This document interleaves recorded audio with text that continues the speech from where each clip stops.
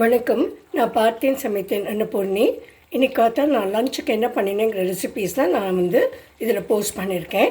நான் முதல்ல பண்ணினது சேனையும் அந்த கொண்டக்கடலையும் போட்டு ஒரு ரெசிபி, ஒரு கறி சப்ஜி ஐட்டம்னு சொல்லலாம். இது I have learned it from one of my friends from Bangalore.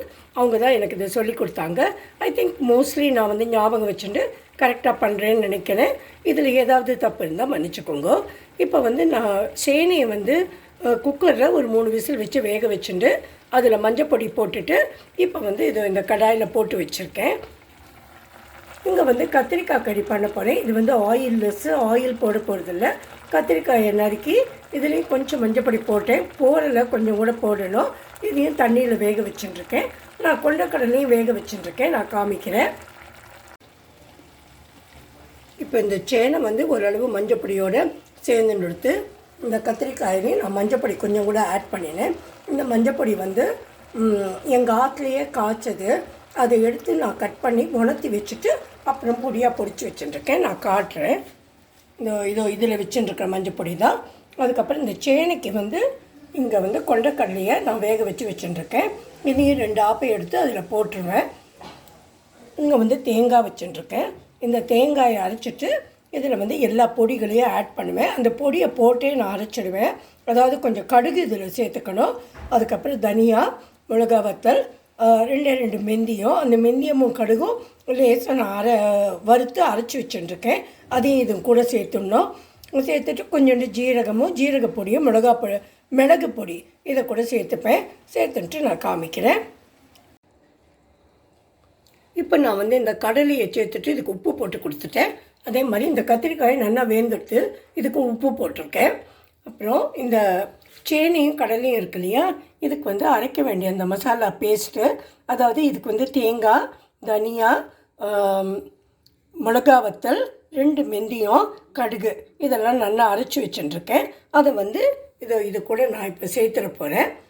அதுக்கப்புறம் நீங்கள் கொஞ்சம் புளிக்கரைசல் வேணால் விட்டுக்கலாம், இல்லை ஆம்ச்சூர் பவுடர் வேணால் போட்டுக்கலாம், இல்லை எலுமிச்சம்பழம் வேணாலும் புரிஞ்சுக்கலாம். ஒரு புளிப்பு வேணும் இதுக்கு. அதனால் நான் கொஞ்சம் புளிக்கரைசலில் நான் வத்தக்குழம்பு பண்ணுறதுக்காக என்னை கரைச்சி வச்சுருக்கேன். அதை கொஞ்சம் ஆட் பண்ணிட போகிறேன். அப்புறம் இதில் நம்ம எல்லா பவுடர்ஸையும் ஆட் பண்ணணும். தனியா பவுடர், மிளகா பொடி, அப்புறம் கொஞ்சம் பெருங்காயம் இதை ஆட் பண்ணி கொடுக்கணும். ஆட் பண்ணிவிட்டு நான் நேற்றுக்கே ராத்திரியே இந்த பேஸ்ட் பண்ணி வச்சுட்டேன்.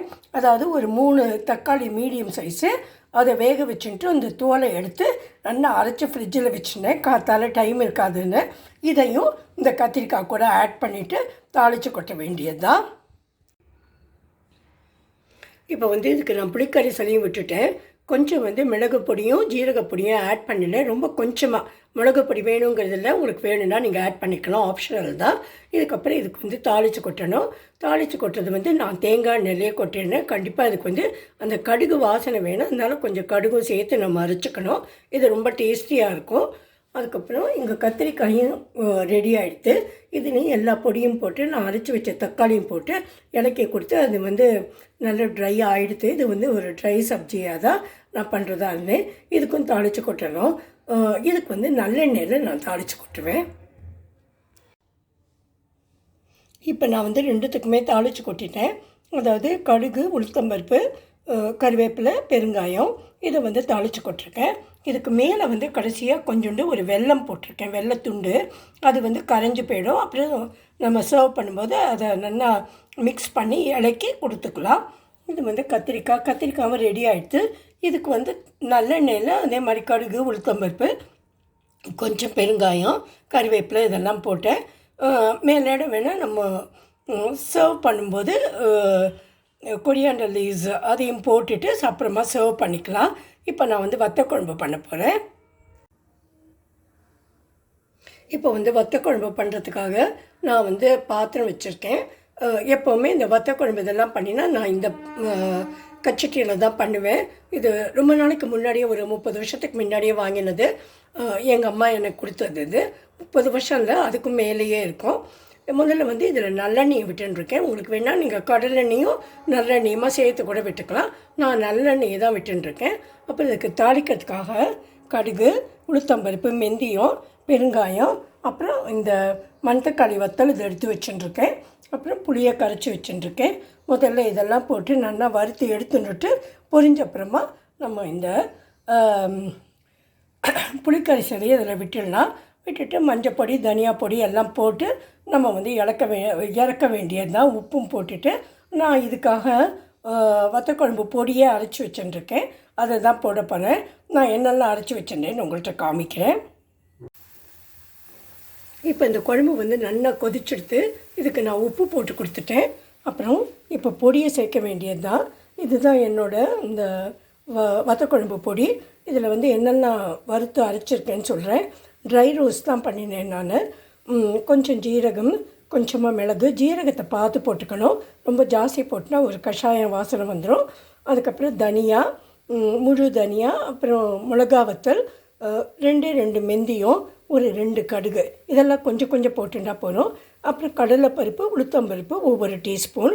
வேணும்னா நீங்கள் துவரம்பருப்பும் போட்டுக்கலாம். நான் வந்து துவரம்பருப்பு போடலை. இதெல்லாம் நல்லா தனித்தனியாக வறுத்துக்கணும். செவக்க வறுத்துக்கணும், ஆனால் கரியக்கூடாது.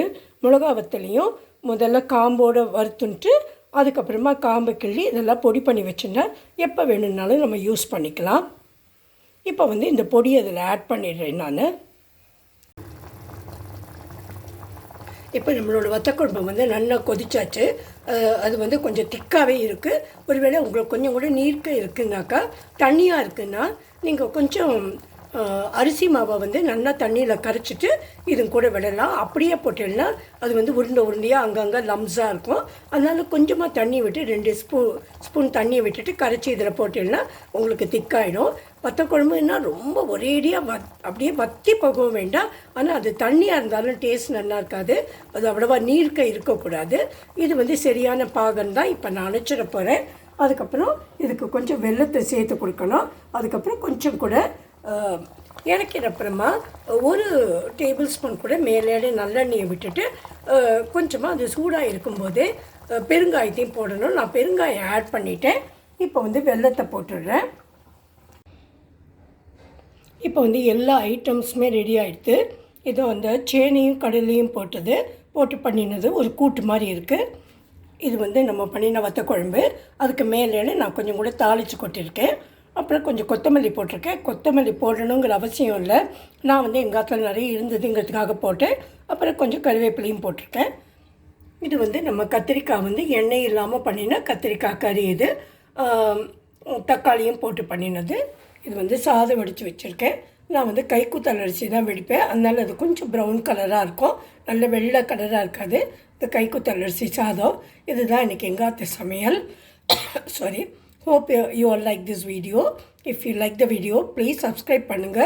என்னோட சேனலுக்கு please subscribe பண்ணுங்க. Thanks a lot. Thank you very much. அடுத்த வீடியோவில் நான் உங்களை பார்க்குறேன்.